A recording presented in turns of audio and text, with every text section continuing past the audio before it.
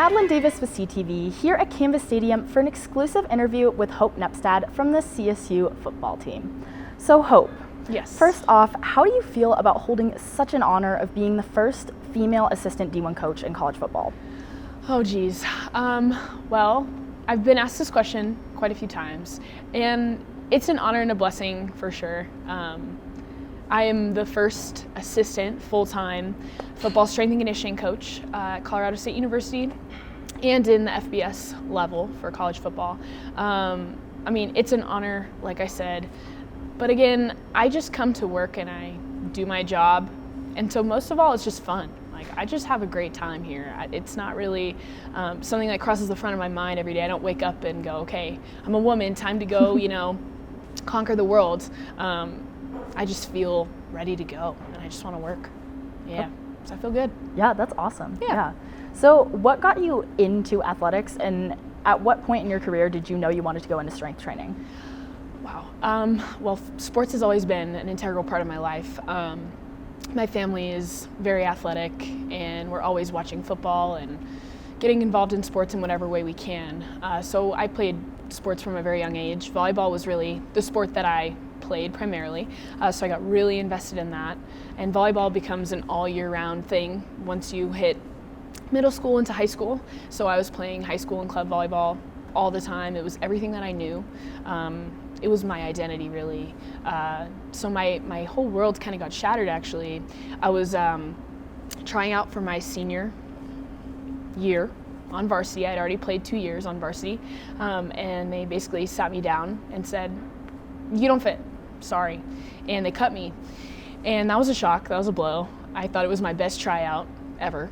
And yeah, I didn't know what to do. So I just got into working out on my own and started to explore that because I was really bored and I didn't know what to do. My identity had been completely shaken. And then my volleyball club coach actually contacted me, and she said, "Oh, I'm sure you're really busy, this time of year with season and everything, but we were wondering if you could coach for one of our club teams." And I was like, "Well, actually, I'm not busy at all. I mean, I just got cut, coach." And she was like, "No way, that's crazy."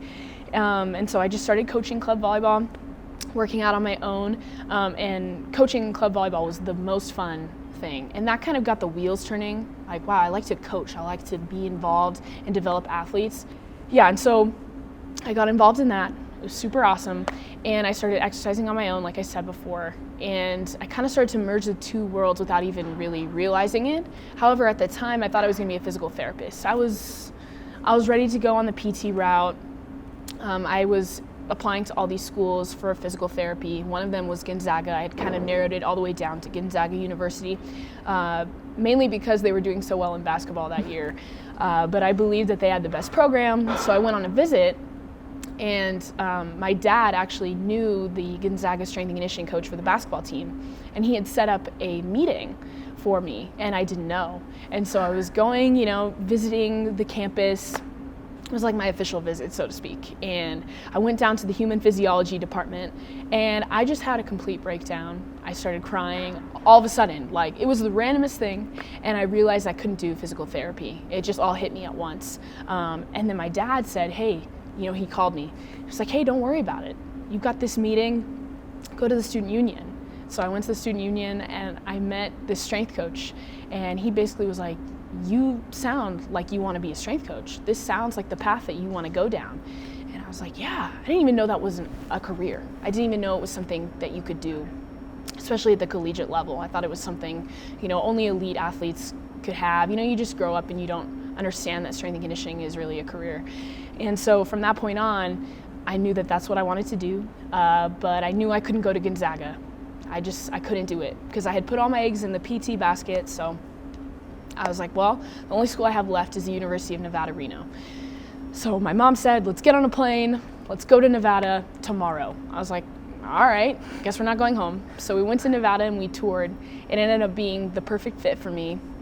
Fast forward my freshman year, I'm on campus, I'm bored out of my mind because I wasn't doing anything 2 weeks in.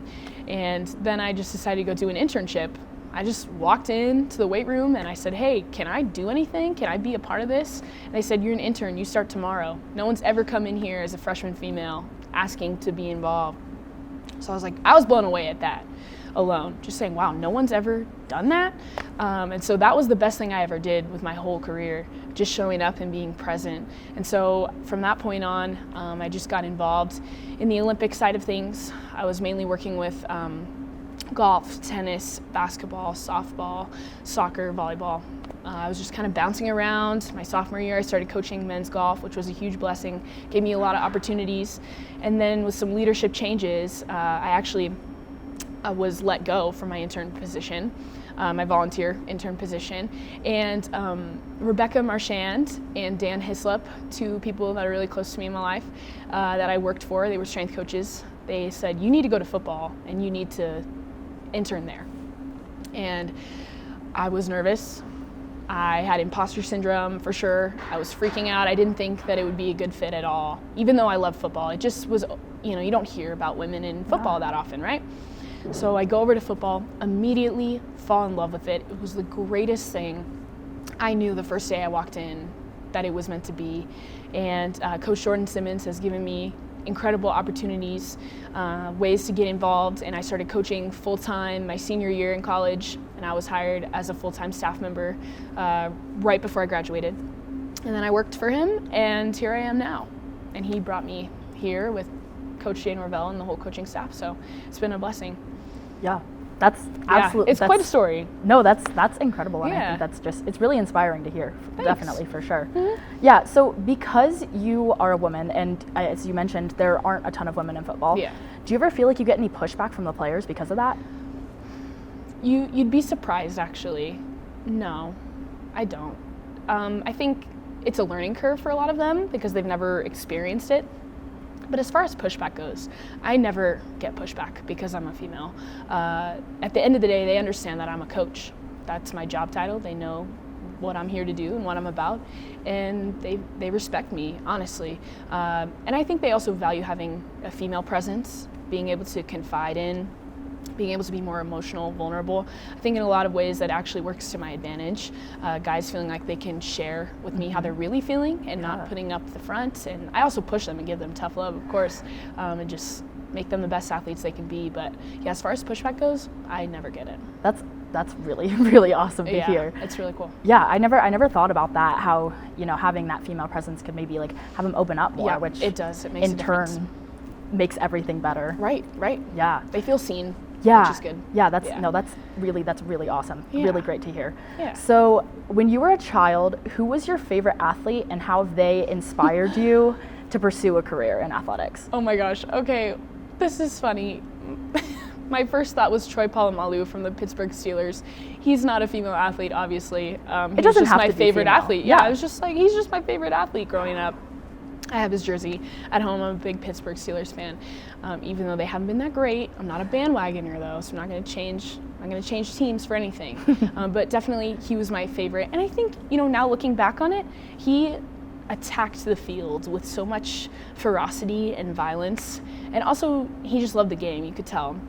And so I guess indirectly I've learned a lot from him to just be fearless and go for it. I don't know. He's a great person, great athlete. Yeah. Yeah.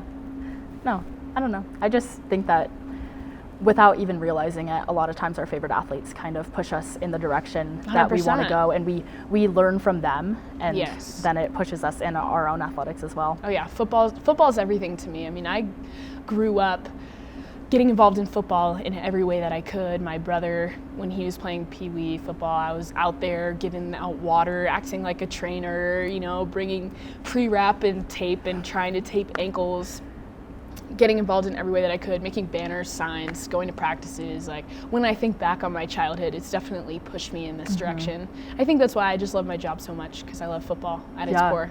Yeah, for sure. Yeah. So you mentioned a little bit earlier in the interview, you like to work out yourself, and yes. Obviously you like to work out everybody else. So yeah. What is your go-to album or artist when you're working out or you're training others? Okay, so people are probably gonna give me pushback for this one. My favorite artist to work out to is Rod Wave.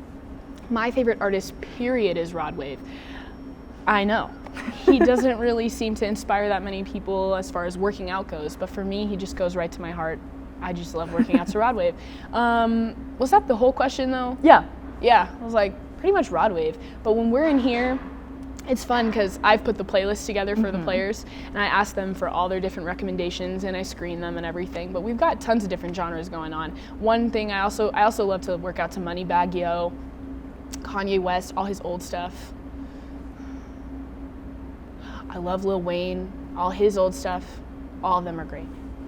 Yeah. No, good answers. There's no wrong answer to that question. I love that. Yeah, rod wave for life. No, it's whatever pushes you is the correct answer. Exactly. There you go. Yeah. So if you could train any athlete, past or present, who would it be and why? These are really good questions. Wow. If I could train any athlete, past or present, oh my goodness. Any athlete?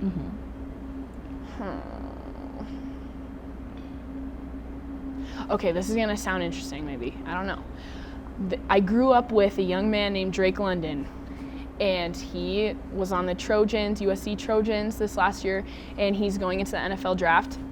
I've never gotten to train him, but I love the kid, family friend, and he's going to blow up. He's going to tear up the NFL. And if I could train him, man, that would be so awesome. So it's a personal one, honestly. Yeah. That's a great answer. I love that kid. No, that's a really great answer. Yeah. I definitely wouldn't have thought of like a personal athlete, but that's a really good answer, and I think it's a good goal too. I think his pro day was today, and if I could help him out in any way, man, I would do it. Yeah. So we've always talked about it and joked about it. So hopefully I get to train him one day. Yeah. That'd be cool. No, I hope you do as well. Yeah. Yeah. So one last question. Sure. You are obviously so young, and you're breaking the ceiling already. So what is your advice to other young girls who are like you who want to pursue this field? Yes, I'm 23. I put that on the record. 23, fresh 23 as of January 31st. My biggest advice would to be present and show up.